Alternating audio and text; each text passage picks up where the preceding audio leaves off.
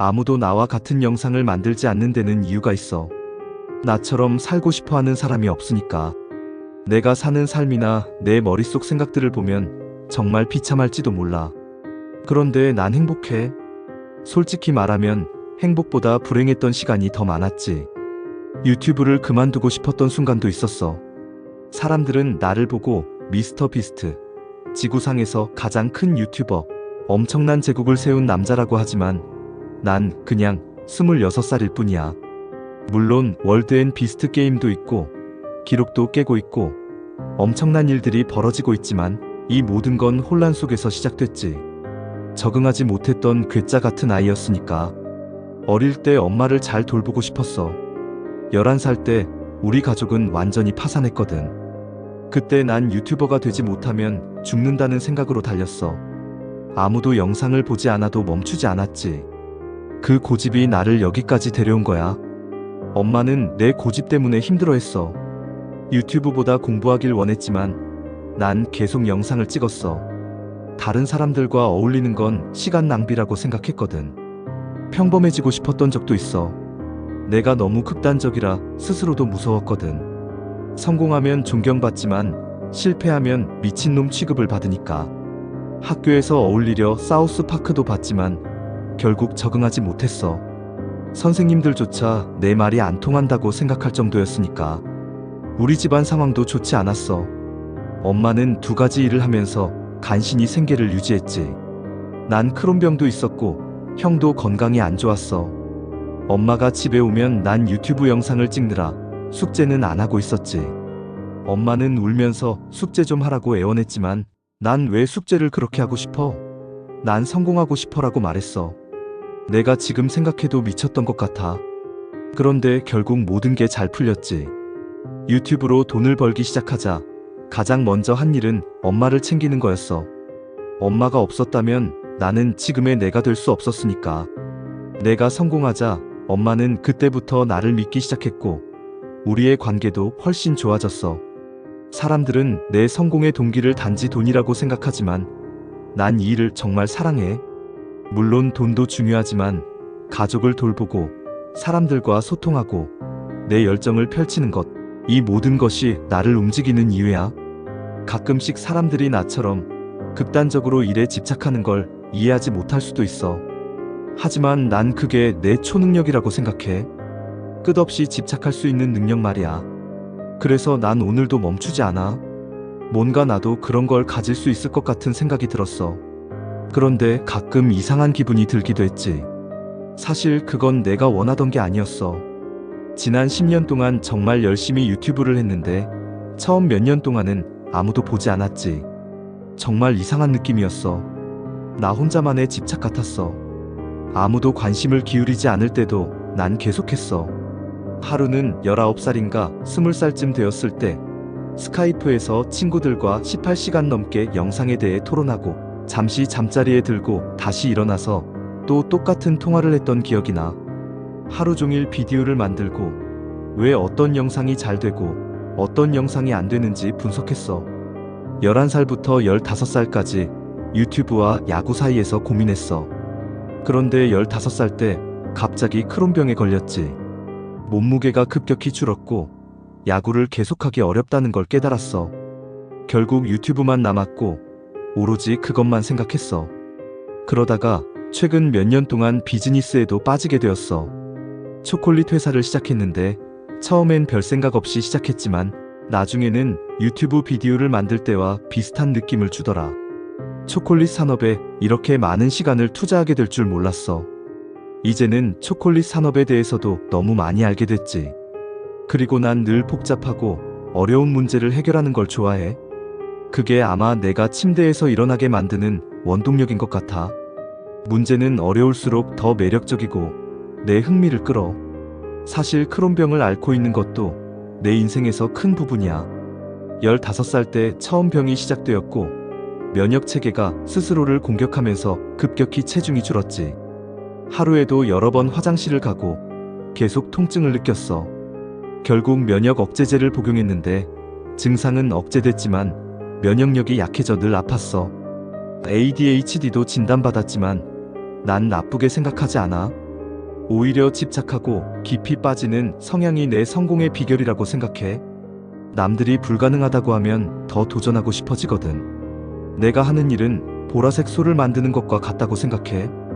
한 번도 보지 못한 걸 만들어야 사람들이 기억하고 다시 찾아오니까. 어렵지만 그런 도전을 극복하는 게 내가 진짜 좋아하는 일이야.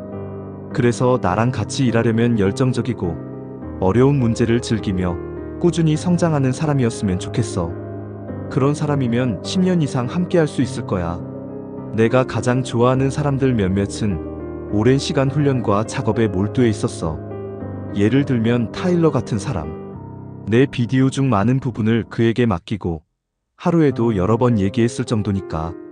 그러다 보니 이제는 내 생각을 정확히 알고 있어. 그래서 가끔은 촬영에만 집중하면 돼. 내 주변엔 늘 내 일을 깊이 이해하고 집착하며 열정적인 사람들이 있어. 평범한 사람들과 일하면 오히려 내가 우울해져. 난 미친 듯이 몰두하는 사람들과 함께할 때 더 잘하고 싶어져. 평범함이 최악이야. 해고할 정도로 나쁘진 않지만 조직 전체를 아래로 끌어내려. 그래서 난 내 일을 진심으로 좋아하는 사람들과 일하려고 해. 그게 사업을 성장시키는 핵심이니까. 사람들이 회사를 떠나는 이유가 꼭 돈 때문만은 아니야. 함께 일하는 사람들과 환경이 훨씬 더 중요하지. 좋은 사람들과 함께하면 서로 발전하고 회사도 성장해. 그래서 난 언제나 내 가치를 알고 그걸 믿어주는 사람들과 함께하고 싶어. 성공한 사람들과 시간을 보내면 나도 성장하니까. 반대로 그렇지 않은 사람들과 있으면 점점 우울해져. 내 목표는 그런 거야. 가치를 보는 사람들과 함께 성장하고 서로 믿으며 밀어붙이는 것. 가끔은 내가 너무 무모한 것 같아. 영상이 좋다고 생각하다가도 갑자기 짜증나고 그냥 울고 싶을 때도 있어. 이 일을 제대로 하고 있는 건지 모르겠어. 알고리즘조차 날 미워하는 것처럼 느껴질 때도 있고. 소문과 드라마가 뒤엉킬 때면 벗어나고 싶어. 난 내가 믿는 걸 할 뿐인데 좋은 일을 해도 의심받아. 자선 활동을 해도 사람들은 내가 다른 의도가 있는 것처럼 몰아가. 좋은 일을 하면 할수록 사람들은 더 의심하고 음모론을 만들어. 그냥 사람을 돕는 게 의미 있다고 생각하는데 세상은 그걸 잘 이해하지 못하는 것 같아. 그리고 좋은 일을 하면서 맨션을 사면 더 비난받아. 칭찬받는 게 아니라 동기를 의심받는 거지. 난 단지 사람들에게 영감을 주고 싶을 뿐인데 사실 사람을 돕는 일이 더 재밌어. 그런데 세상은 그걸 잘 이해하지 못해. 가끔 힘들지만 난 내가 가야 할 길을 알고 있어. 요즘 정신없이 바빠. 여행하고 촬영하고 비스트 게임까지 하느라 피곤해. 잠도 제대로 못 자고 시간 개념도 사라진 상태야. 하루는 오전 10시에 자고 다음 날은 오후 5시에 자는 엉망진창 생활을 하고 있어. 솔직히 지금 난 죽어가고 있는 느낌이야. 몸 상태도 안 좋고 모든 일이 30%는 더 힘들어졌어. 그래도 이게 인생이지. 롤러코스터 같다고나 할까? 지금은 힘들지만 결국엔 괜찮아질 거라고 스스로에게 말하고 있어. 어쩌면 이런 순간들이 있어서 더 강해지는지도 모르지. 난 멈추지 않을 거야. 그냥 지미답게 행동하면서 내 길을 가는 거지. 이상적인 날은 영화 한 편 정도 여유롭게 보고 촬영 사이사이 관련된 일들을 하면서 보내는 거지.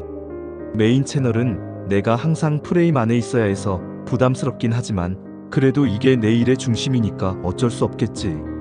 가끔 프레임 속 나와 실제의 내가 분리되는 느낌이 들어 머리가 터질 것 같아. 요즘엔 시카고의 페벌즈 사무실에서 마케팅 전략을 보는데 내 생각을 조금 전환해야겠다는 느낌이 들어. 메인 채널 영상은 꼭 좋아요를 눌러야 한다는 마음가짐을 가지려고 노력 중이야. 너무 많은 생각이 오가니까 가끔은 쉬어가는 게 좋을지도 모르겠어. 너무 많은 걸 하다 보면 피곤해지고 집중도 잘 안 돼. 특정 프로젝트나 사업에 집착하는 경향도 있는데 그게 좋은 건지 모르겠어. 가끔은 기어 스위치를 하듯이 멈추고 싶지만 하루 종일 쉬어버리면 비참해지더라고. 재미가 없어지니까 말이야. 종종 앨런 머스크가 했던 말을 떠올려. 평범한 사람들이 내 머릿속에서 살고 싶어 할까?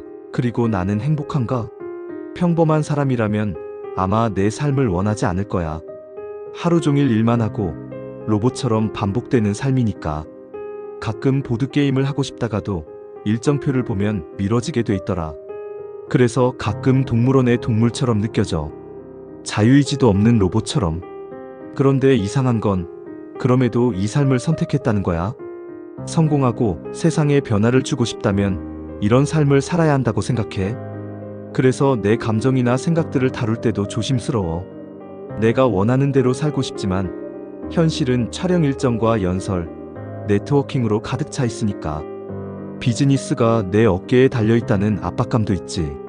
내가 없으면 채널도 비디오도 다 멈추니까. 누구나 할 수 있는 일들은 많지만 카메라 앞에서 나를 대체할 사람은 없으니까 그게 가장 힘들어. 때론 그만두고 싶을 때도 있었지. 특히 사막섬에서 촬영하던 둘째 날 피부는 타고 온몸이 아플 때는 미칠 것 같았어. 그런데 그걸 포기하면 더 큰 손해니까 견디게 되더라. 또 하나 운이 좋은 건 내 옆에 이해해주는 파트너가 있다는 거야. 그녀는 내 삶과 일정을 이해하고 같이 조율하며 생활해줘. 흔치 않은 행운이지. 지금 아이를 갖기엔 적절하지 않다고 생각하지만 언젠가 멋진 아이들을 키우고 사람들을 멘토링하며 지내는 삶을 꿈꿔. 사업을 키우는 것도 게임처럼 재밌지만 가끔씩 이런 반복 속에서 쉬고 싶다는 생각도 들어. 인생은 결국 선택의 연속이고 나는 계속 이 길을 갈 거야. 힘들지만 그만큼 의미가 있으니까. 우리가 하는 일이 우리가 말하는 것과 다르다는 걸 느낄 때가 있어. 사람들은 우리가 산업의 변화를 이끌 수 있다고 이야기하지만 중요한 건 결국 그런 세상을 만드는 것이지. 나는 너에게도 누구에게도 정말 많은 걸 할 수 있다고 말하고 싶어. 사람들의 얘기를 듣고 가능성을 찾아보면 어떤 사업도 시작할 수 있고 성공하면 원하는 걸 얻을 수 있어. 그게 사회적 영향을 미칠 수도 있고 말이야. 난 가끔 충분히 집중하고 있는지 의심할 때가 있어. 그런데 요즘엔 괜찮은 흐름을 찾은 것 같아. 초콜릿의 윤리적 소싱에 대해 고민하면서 이 생각이 깊어졌거든. 처음엔 몰랐지만 초콜릿이 맛있어서가 아니라 그 출처도 중요하다는 걸 깨달았어. 사업이 커지면서 초콜릿의 주 공급지가 서아프리카라는 걸 알게 됐고 충격적이게도 그곳 코코아 농장의 절반 가까이가 아동노동에 의존하고 있었어. 처음엔 믿기지 않았지만 현실은 더 심각했지. 큰 초콜릿 회사들에게 직접 물었더니 어쩔 수 없다는 식의 대답만 돌아왔어. 억 단위의 수익을 내면서도 아이들을 보호하기 위한 작은 추가 비용을 지불할 수 없다는 건 말이 안 되잖아. 사람들은 그걸 그냥 받아들이더라고. 특히 미국에서 더 그런 것 같아. 나는 이 문제를 직접 해결하고 싶었고 그게 나를 더 깊은 고민의 길로 이끌었지. 결국 초콜릿이 싼 이유는 농부들이 너무 적은 돈을 받기 때문이고 아이들을 노동력으로 쓰는 것도 그런 경제적인 이유 때문이야. 그래서 난 직접 윤리적 소싱을 시작했어. 수익을 내면서도 윤리적으로 깨끗한 제품을 만들 수 있다는 걸 증명하고 싶었어. 장기적으로는 우리만의 공정무역 로고를 만들고 그걸 기준으로 다른 기업들을 도와주고 싶어. 물론 사람들은 내게 채널을 팔라고 큰 금액을 제안하기도 해. 근데 그게 나한텐 별로 의미가 없어. 내가 가진 걸 팔고 다시 처음부터 시작할 이유가 없잖아. 결국 중요한 건 내가 하는 일을 계속해 나가는 거고 돈은 그 다음 문제야. 사소해 보이는 것까지 신경 쓰는 게 중요하다고 생각해. 월마트에서 초콜릿바가 자꾸 부서져서 고민했던 적도 있었지. 고프로까지 숨겨놓고 상황을 조사했더니 사람들이 미쳤다고 했지만 난 이유를 알고 싶었어. 작은 디테일이 사업의 성패를 좌우한다고 믿어. 그런 세부적인 것들이 모이면 큰 차이를 만들어낼 수 있다는 걸 깨달았고 난 이 작은 것들에도 집착하는 게 내 성공의 비결 중 하나라고 생각해. 지난 2년 동안 정말 깊이 파고들었어. 유튜브를 하면서도 정말 재미있었지만 윤리적 조달 문제는 쉽지 않았어. 얼마 전엔 서아프리카에서 일주일 동안 있었는데 초콜릿 제조 과정을 처음부터 끝까지 경험해봤어. 농장에서부터 QC와 공급망까지 마치 직접 농장을 운영하듯 일해봤지. 이 모든 경험이 내게 큰 깨달음을 줬어. 유튜브만 좋아할 줄 알았는데 사업을 구축하고 복잡한 문제를 해결하는 것도 정말 재미있더라고. 초콜릿 하나에도 윤리적인 문제와 소식 문제가 얽혀 있어서 매일이 복잡하고 어렵지만 그 과정이 흥미로워. 내 메인 채널이 여전히 중심이지만 가끔은 새로운 것을 시도하는 과정에서 편집증이 생기기도 해. 14년 동안 매년 성장을 경험했지만 아직도 새로운 비디오가 올라갈 때마다 긴장되고 신경이 쓰여. 업로드한 후 CTR과 유지율을 꼼꼼히 체크하고 결과에 따라 보고서를 만들어서 내 팀과 함께 분석하고 또 분석해. 최근엔 프로젝트를 맡겨서 깊이 있는 분석을 진행했어. 보존율이나 클릭률을 모두 데이터로 확인하고 어떤 부분에서 사람들이 흥미를 잃는지 정확히 알 수 있었어. 그런 과정을 통해 점점 더 완벽한 비디오를 만들고 싶어. 물론 가끔은 실수도 하고 어떤 영상은 기대만큼 성과를 내지 못하기도 했어. 최근에 찍었던 누군가 매 순간 탈락하는 게임 같은 경우도 기대보다 아쉬웠는데 오프닝이 좀 반복적이고 어두웠다는 걸 나도 느꼈어. 하지만 실수를 통해 배우고 성장하는 게 중요하지. 때로는 내가 직접 모든 걸 결정하고 싶을 때도 있지만 결국 실수에서 배우는 게 중요해. 사람들에게 소리 지르기보다는 그들이 실수로부터 배우도록 지원하는 게 더 맞다고 생각해. 최근 내가 좋아하는 건 우프 같은 제품인데 경쟁 상대가 나 자신이기 때문이야. 비침습적인 데이터가 중요하고 배경에서 내 건강 상태를 체크해주니까. 아마존에서 방영할 시즌 2 계약이 진행 중이야. 솔직히 리얼리티쇼 제작이 얼마나 복잡한지 사람들이 알았으면 좋겠어. 24시간 촬영, 수천만 달러 투자, 어마어마한 인프라가 필요해. 우리는 많은 시간을 쏟고 자원을 투입하지만 결국 시청자들에게 진짜 재미를 주기 위한 과정이야. 엄청난 돈과 시간이 들지만 계속 배우고 발전할 수 있다는 게 내가 이 일을 하는 이유야. 실험하고 도전하면서 실패도 하고 성공도 하고 그게 나만의 경쟁력이야. 이걸 만드는데 5천만 달러 이상이 들었다고? 정확히는 모르지만 가진 돈을 다 썼던 건 확실해. 주변에선 그 금액을 밝히지 말라고 했어. 사람들은 나라면 더 좋은 쇼를 만들었을 텐데 라고 쉽게 말하지만 돈이 없으면 아무것도 못하는 거지. 진짜 어려운 건 돈 자체보다도 프로젝트를 관리하는 일이야.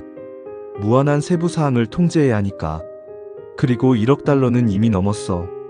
얼마 전에도 2개의 에피소드만 찍는데 5천만 달러가 들었어. 그래도 후회는 없어. 찍지 않았다면 돈을 더 벌었겠지만 내 목표는 최고의 시즌 1을 만드는 거였으니까. 처음엔 유튜브 커뮤니티도 스트리밍 플랫폼도 나를 진지하게 보지 않았어. 하지만 내가 성공하니까 상황이 바뀌었어. 이제는 크리에이터들이 나를 찾아와. 예전엔 플랫폼에 다가가도 거절당했는데 지금은 그들이 먼저 연락하고 싶어해. 신기한 일이야. 비스트 게임이 성공하면서 크리에이터들에게 엄청난 돈이 흘러갔고 스트리밍 업계도 달라졌어. 처음엔 의심도 많았지만 결국 라턴 터메이토즈에서 높은 평가를 받았고 팬들의 반응도 엄청났어. 매일 수십만 명이 새롭게 쇼를 보고 있고 이 추세라면 기록을 세울 수도 있을 것 같아. 홍보도 쉽진 않아. 모든 프로모션을 내 돈으로 하고 있어. 하지만 이건 시즌 1의 성공을 위한 투자야. 시즌 2, 3, 4를 생각하면 충분히 가치 있어. 10년 후엔 어떨지 모르겠어. 36살이 될 그때쯤이면 유튜브 구독자가 20억 명쯤 될까? 사업을 더 운영하고 있을 수도 있겠지만 지금은 성공하는 것만 생각하고 싶어.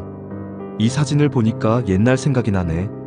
내가 군사기지를 다니며 자랐으니 여기저기 여행하며 찍었던 사진일 거야. 엄마도 보이네. 엄마는 정말 대단해. 힘든 시절을 많이 겪었지만 나를 늘 지지해줬어. 유튜브를 한다고 했을 때도 반신반의했지만 결국 믿어줬고 그래서 여기까지 올 수 있었어. 엄마가 없었으면 지금의 나도 없었을 거야. 엄마에게 받은 도움을 생각하면 예전에 브랜드 광고 하나로 4만 달러를 벌었던 게 기억나. 엄마는 그게 내가 1년 동안 버는 돈이야 라고 했지. 그때는 엄청난 돈이라고 생각했는데 지금 보니 중요한 건 엄마가 행복한 거였어. 이제는 그녀가 스트레스를 받지 않게 해주고 싶어. 인생에서 충분히 힘들었으니까. 엄마는 영원히 살았으면 좋겠어. 나중에 내 아이들도 보고 오래오래 행복하게 살았으면 해. 결국 돌아보면 남들과 다르게 사는 데는 큰 비용이 들지만 동시에 엄청난 장점도 있어. 사람들은 시스템에 맞춰 살지만 난 내 길을 갔어. 쉽진 않았지만 가치 있는 선택이었어. 앞으로도 계속 나답게 내 방식대로 살아갈 거야. 사람들이 뭐라 하든 간에.